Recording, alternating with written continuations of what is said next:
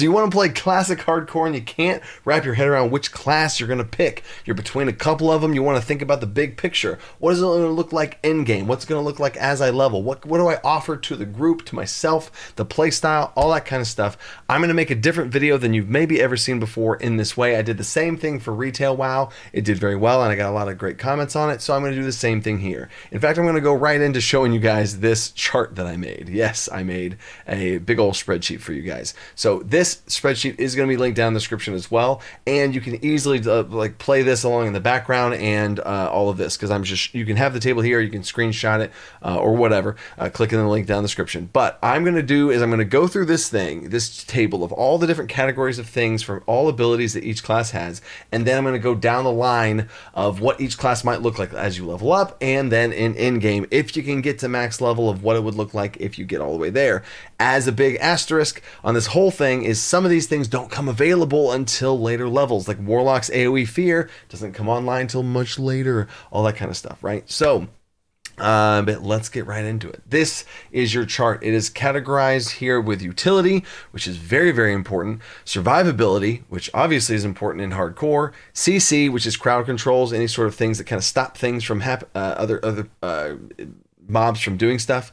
Interrupts, which is huge, because as you see, only 4 different people have an interrupt in general, really 3. And then dispels, group buffs, mobility, which a lot of times can kind of tie into survivability as well, and things you can do out of combat, like nice quality of life things, and the other category. So to go right through it, we're going to go one class at a time. I'm going to keep them segmented in one class at a time, and then I'm going to go through the list, talk about the leveling process and the in-game process in general as a big overview. So first up, alphabetically so, is Druid right here, right? So for the Druid, you have all the different forms you have. You have bear form, cat form to be able to shift into, regardless of what spec you end up choosing. If you want to be a healer Druid, tank Druid, cat Druid, moonkin Druid, they got 4 different kinds. That you have being able to shapeshift into those different forms is really cool. And from a class fantasy perspective, a lot of times I would recommend also don't get too wrapped up in the most optimal this, the most optimal that, or what. Like, what do you want to play? Do you want to drop down totems and summon the elements and have all these? Sure, shaman. If you want to have a pet that you send in and you shoot stuff, hunter. Like, think of the class fantasy too sometimes to know what you really would be excited to play. It's not all about the min-maxing, although I am here to help you with that as well. So anyway, shifting into forms, very helpful. Tranquility, again, that's a higher level thing, but big, huge heal that you can channel and heal through some group AoE, super terrible, scary stuff. Tranquility is great. Innervate, huge utility toward your healer or whatever. Let's say you are whatever kind of druid. Again, it almost doesn't matter. You can shift out and innervate your healer. That might save the day. Right now, if you're a bear druid, be careful with that because you're in the middle of tanking, but you get the idea. And prowl, you can stealth. Like, come on. That's so huge in a hardcore setting to be able to stealth around, whether it's stealthing into somewhere or out of somewhere, away from scary stuff. Yeah, prowl is pretty great. Bark skin is just a kind of a tanking cooldown type situation, just damage reduction. It's really nice, especially a survivable type thing. Bear bash has a stun. The bear has a stun, which also is kind of like a crowd control type situation, but it is in bear form. So, and you have hots, which are great. Hots are great. Priests also have hots. I don't have that down there for them because druids have multiple hots, but a heal over time is just great to be able to run around and just throw it out on people, throw it on yourself as you're running away, run away, throw a hot on yourself, shift into the bear form, all that kind of stuff. You can do those types of things. Entangling Roots is a great CC if you're outside, which is a very big downside because a lot of times you're not always outside. So that's going to be something you got to be careful with. And for dispels, they can dispel poison and curse. There's poison, curse, disease, magic, right? So be careful as far as in your group, what can or cannot dispel. That might be a big thing, depending on what dungeon you're running or what thing you're fighting, right? They can take away poison and curse though. Group buffs, Mark of the Wild, which is, it's not the best, but it's solid. It's a nice spread across the board, super simple. And then thorns, which is again kind of a little underwhelming as far as buff, but hey, it's a group buff and you can do it. So there you go. It might be annoying to buff thorns thorns though, because it's a very short duration. Mobility, dear God, mobility, travel form and dash in cat form, the little fast cat sprint, and travel form. Travel form is a godsend. It's crazy, right? To be able to shift into cheetah form and just go, right? Your travel form is great. To be able to instantly press a button, shift, and go. That's crazy. Nobody else can do that. The shaman has Ghost Wolf, which is also very, very good. It's a cast time for it and all that kind of stuff. So travel form feels great, especially in the spirit of the bear or spirit of the druid, right? And then out of combat, you can teleport to Moonglade, which is kind of beneficial sometimes, maybe, right? not the most, but hey. And overall, the big picture for the druid is you get 4 roles. You actively get to play 4 roles, anything you want. So if you are indecisive and flaky about which one you want to do, well, druid, you can do literally anything. Bear form tanking, cat form melee DPS, boomkin range DPS, or a healer. You can literally do it all with one character. So big, huge thing on that. So for the druid, leveling up now, to go through the whole process here, leveling up with the druid, if you're going to start off 1 through 10 with no forms whatsoever, right? So 1 through 9, you're going to just be casting spells and just surviving. It's not that bad. You'll get to level 10, no problem. You'll be a bear and you'll be stuck doing bear stuff for a while. Then you'll get at level 20, you get cat. And then you're pretty much doing cat things. If you're wanting to be a caster druid, you probably shouldn't do that until you get higher up to like 30 or 40 to be able to actually have the spells and moonkin form and all that kind of stuff. And then you could be a moonkin and all that kind of stuff and go have fun with that. But as a druid, you could be tanking dungeons, you could be DPSing dungeons as a cat.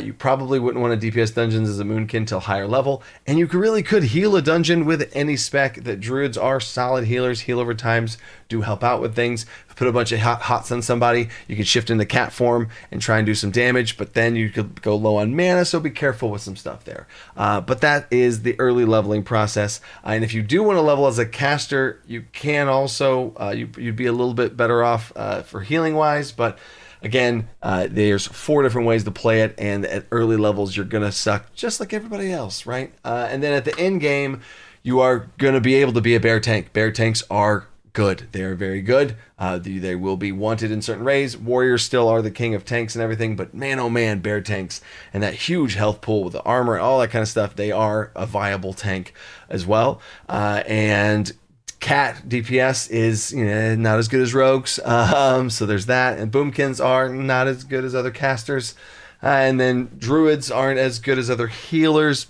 But you could do it all. And if it's the play style and you fit that niche and you can have one druid resto healer, yep, that could be you. And there you go. The druid is a jack of all trades, master of none. There we go. And now, moving to the hunter. Next thing with the hunter wing clip is your hamstring in melee. It's your slow. So if you ideally want things far away from you, you have a pet for that. You have lots of things for that. But if they do get up in your face, you can wing clip them to kind of slow them down. That's at least nice utility there. Or if something's chasing somebody else, you can run up to it, wing clip it to slow it down. You also have other shots that you can use to slow it down, like concussive shot to kind of like do a little mini stun or a little slow type daze situation.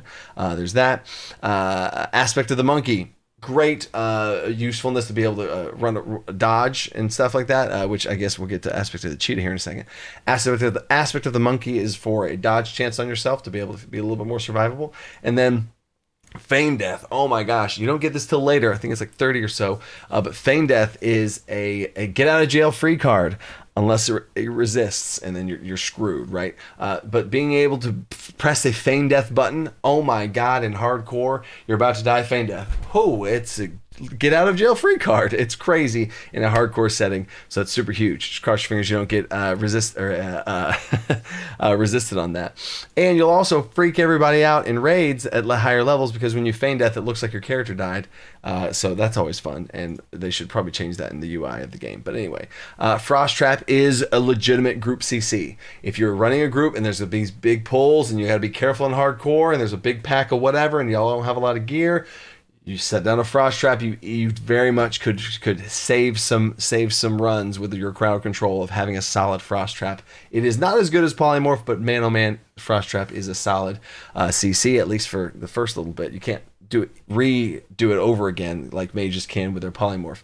But I would say it's second best form of CC for sure, next to Polymorph. Because if you look at CC across the board with everything, Polymorph is going to be king. Frost Trap's good. Entangling Roots only if you're outside, which in dungeons is pretty much never. Sap is only at the beginning when they're not in combat. And Fear, oh man, they're running around, so that's just scary for them to go and run around to something else. But there's that, right? So anyway, back to the Hunter. The interrupts, they got nothing. Dispels, they got nothing. Group buff is Hunter's Mark. And they're going to have, other things through their spec, and Marksman Hunters can have their True Shot aura and all that kind of stuff. But I'm talking about just the base class. Hunter's Mark is a solid buff to put on something, and it deals a little bit extra, but it's almost just for them, so it's kind of not the best group buff. Mobility, aspect of the cheetah and aspect of the pack. It's a self or a group buff of movement speed. But if you get hit at all, you're dazed, so be careful with that. But it does let you move around a lot, so which I'll get to that here in a second. And then they are only DPS; they can only do one roll, and they have a pet. So that is a pretty nice, well-rounded class. It's very beginner friendly, except for the asterisk if you do have to micromanage a pet, which is not beginner friendly. So there's that. And huge disclaimer: my God, if your pet kills a group because you accidentally send your pet towards something and you forget that you're like something's you're far away and there's a group that you're attacking and there's another group really close and you're attacking it from far away and you send your pet after it and your pet body aggro's the next group.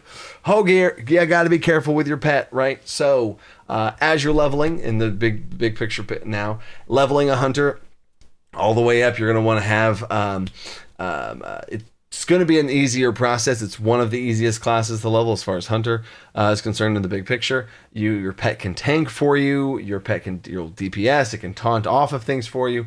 It's basically two people. You're playing the game. It's a duo, right? You and your pet. It's pretty solid. It's cool to be able to pick your pet and change it out and all that kind of stuff. It levels up with you. So very easy leveling process as far as that goes. You can feign death. You're going to be able to move around faster with your aspect of the pack and cheetah.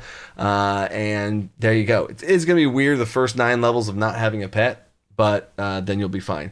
And then in-game, hunters do solid DPS. Hunters have their little misdirect shot at the beginning. They can help pull things. It's nice to have at least one of.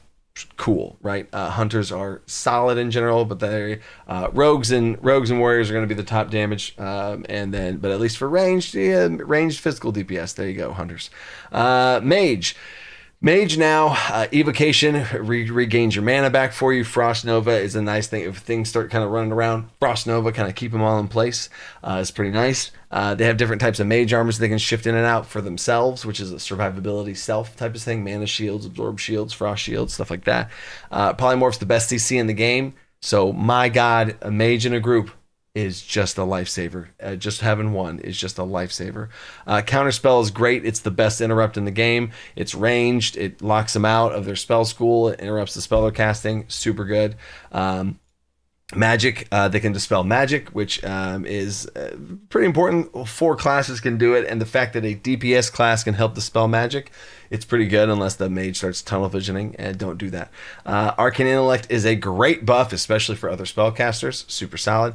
Blink is a great mobility tool where you actually are unhittable in that range. So if you have a creature a mob that you're running at, you can blink through them and they wouldn't hit you, and they didn't have to turn around and chase you. So you are unhittable in the middle of that blink. So it's very, very valuable.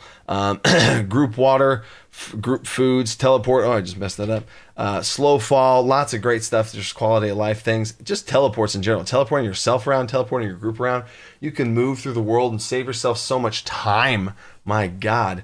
And they are DPS only for sure. So how this is going to look leveling. Leveling is you're going to like the Frost, Fire, and Arcane are your 3 specs. I'm not a mage master by any means. There's tons of other mage guides out there, but you're probably going to be doing some sort of frost situation where you try and freeze them and then you get a bunch of frost crits and stuff like that. Frost is the most survivable. A lot of people do go fire because the fire does deal a lot of damage. You can do some pyroblast off with some big pulls. But in general, if I were to make a mage, I would do frost. Ice block is just too good. Cold snap, get all your stuff back. But there's your mage. So leveling process, you're going to be slippery, slimy. You can polymorph things, you can CC things, you can blink, you can frost nova things, you can slow down things, you can kite things. Mages are very, very good as far as The big picture of the game's concerned, super good. And then late game, mages do all right damage. You can't complain. It's hard to compete against rogues and warriors, but they are great and solid range DPS. Nothing bad there. So there we go. Next on to the paladin. In fact, paladin and shaman, I'm going to save for last instead of the class, race specific or faction specific ones. So we're going to go priest real quick. Priest, AoE fear. That's great and kind of scary if you're in the middle of a dungeon and things are going everywhere or aggroing other things, so that can be just a bomb to go off. So watch out for that. But it is a great interrupt of types of ways. So it kind of is an interrupt. It kind of is a CC, but not really because it's just an AoE fear. So careful with that, but it is great. Mind control is also kind of gimmicky, but there's definitely times you could mind control something, everything else attacks it, and then that starts the pull. But then that's a really crazy start to a pull. And there's some other shenanigans you can do with mind control, but there's that. Fade is survivability. It just lowers your threat or whatever. In general, you're probably not going to be pulling threat unless you're healing a whole bunch and things are going crazy. You could definitely fade. So that's at least nice. It's a great tool for the priest, for the healer. As a healer, they are the best healer just in general. Them and paladins are very, very good. Priests with their shields and bubbles and all that kind of stuff is just so good. Inner fire, you shouldn't be really getting hit in melee, but as for leveling, it's great. And power word shield, my god, is just amazing. It's an instant heal, which is an absorb, and is awesome. It does stop warriors from getting hit, which kind of screws them over with their rage, but it's still super great. They can dispel disease and magic, and power word fortitude is maybe the best single buff in the game. So they get that, and you just buff the health of your entire group and any group you're ever in. That's huge and honestly underrated as far as if you have a priest in your group, everyone gains that much more stamina. That's insane, especially when the buff gets up to like 26 plus stamina at higher levels. Like, it's a lot of stamina to just throw on everybody just because there's a priest in the group. Super good, super good. Levitate's a nice out of combat cooldown, and that's it. There you go.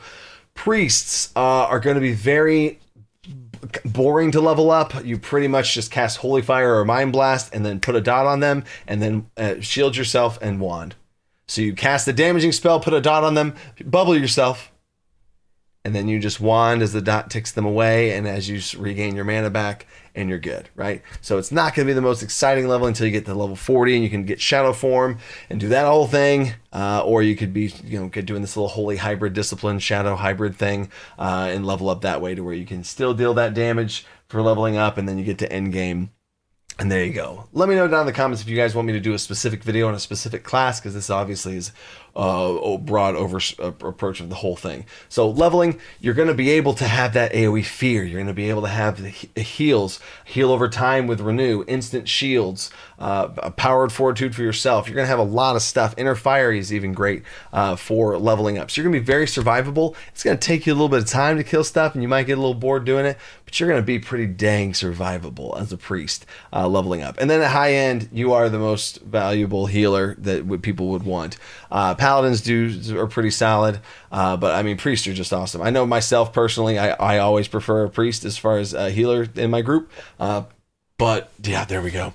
And then rogues, man. Oh man, rogues are so slippery. They have vanish, almost like a feign death situation from hunters. They can stealth around. They can gouge and incapacitate. They can stun. They have a lot of different things. They can kick.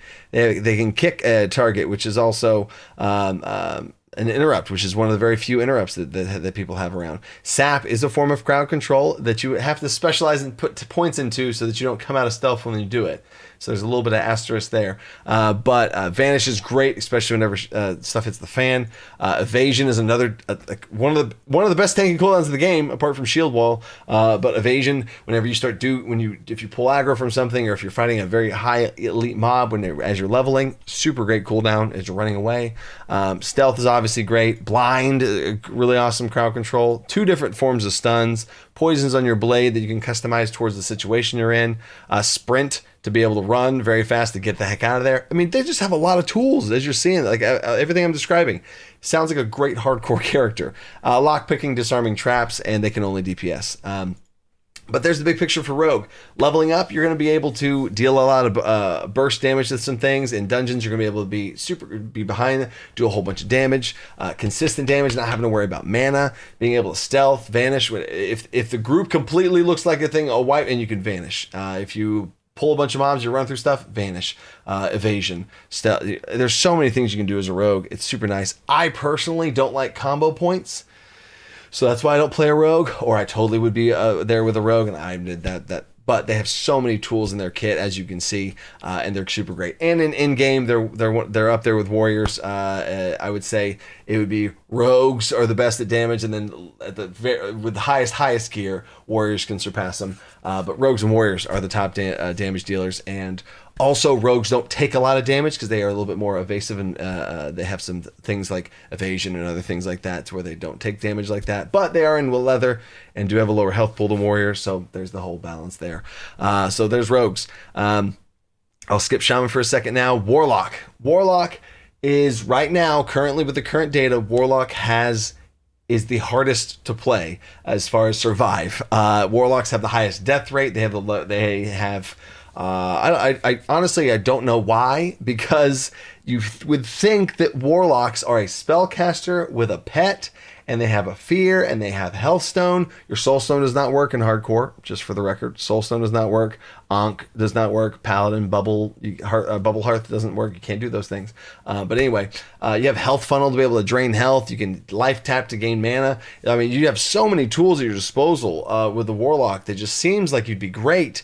But the data on the death logs from the hardcore before the official came out, a lot of people die. And I think what happens, and the other YouTubers have conjectured this, is noob friendly people like, oh, what do I play? Warlock's easy, and then you play Warlock, but then there's pets, and there's different kinds of pets, and your pet's not as good at tanking as the hunter pet is good at tanking. It's just not as good. And then you can't heal it as well like the hunter can.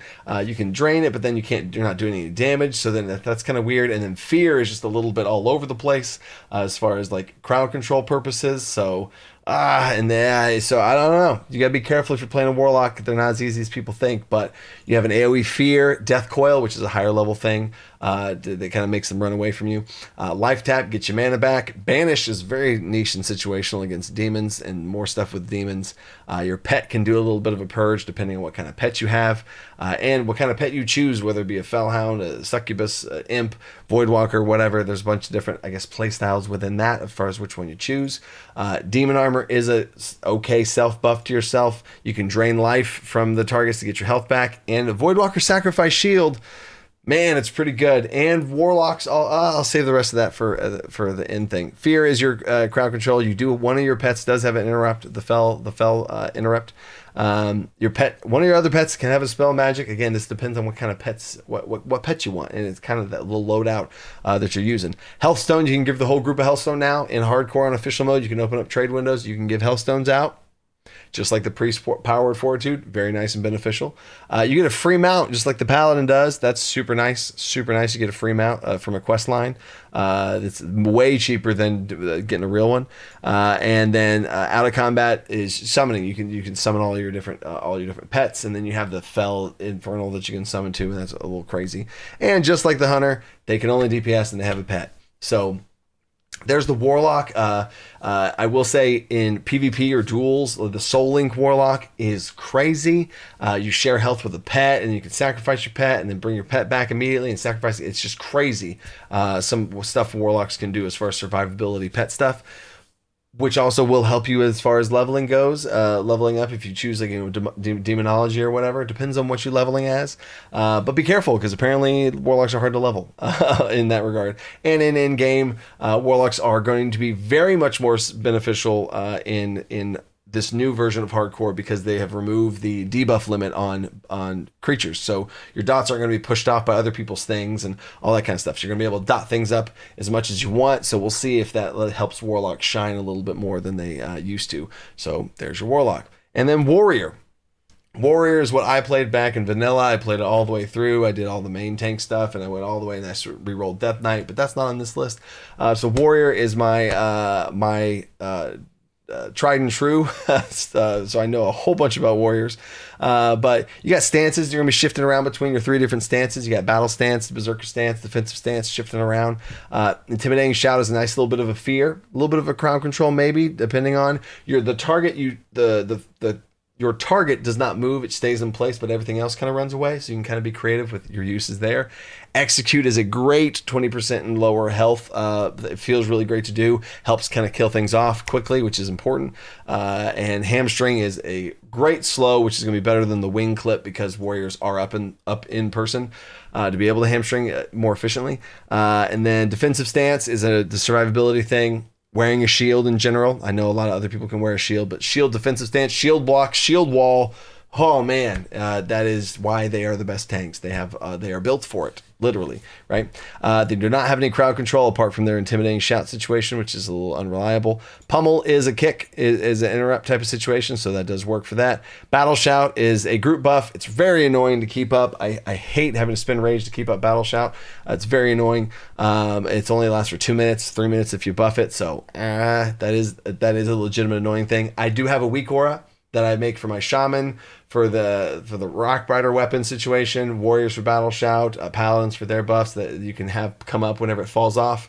So I'm probably gonna make a video about that at some point.